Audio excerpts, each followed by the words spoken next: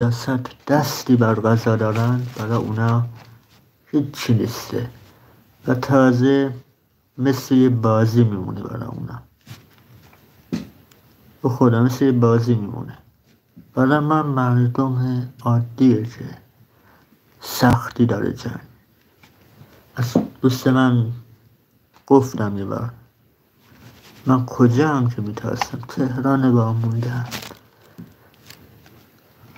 تا چند روز دیگه میرم کلن سمت اصفهان یا یه هتل میرینم اونجا میمونم و لایو استریمم بخوام. اصلا حوصله الان چیزا فراموشم حتما سعی میکنم چون من از قبل اینکه کرونا بیاد من دوستان تو لایوام تو ویدیو هم استفاده میکردم. هیچ ربطی به کرونا نداره. الان نه ربطی به کرونا داره.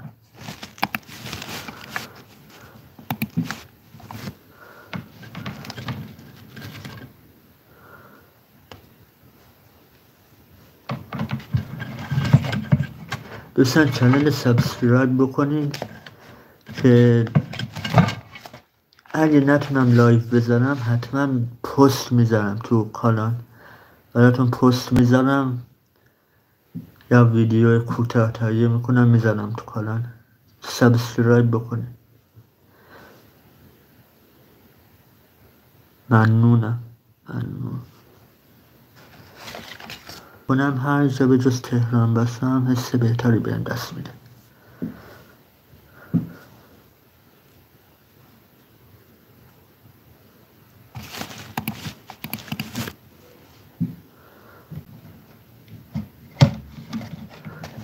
کابلم جمع بکنم دیگه.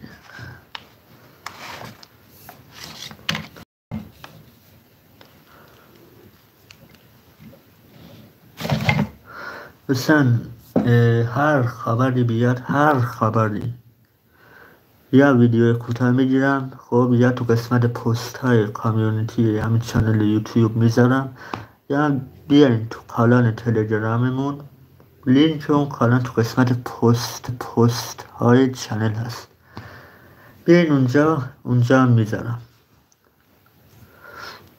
این لایو هم دوستان لایک بکنین. الان یه نفر اومده لایک کرده کلن.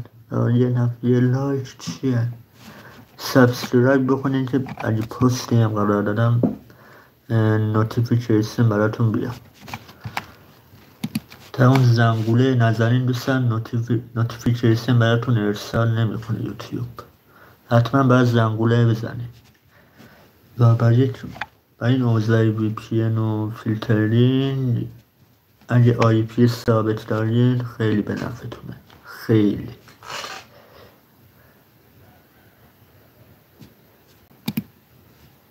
ممنون. دمتون گرم.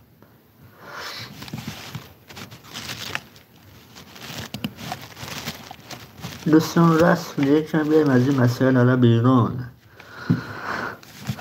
بریم صفحات دیگه اینستاگرام در مورد مثلا من تو کانال تلگراممون خب گفتم کانال زدم برای خرید و فروش اکانت های چند بازی موبایلی بود. فعلا کسی استقبال نکرده از کانال تلگرام. من الان چند تا اکانت دارم از اون بازی ها. منتظرم که استقبالی از طرفتون انجام بشه تا من اون اکانت های بزنم. یه 2-3 تا به صورت مجانی و رایگانه چند بقیه هم پولیه که میتونیم بخرید.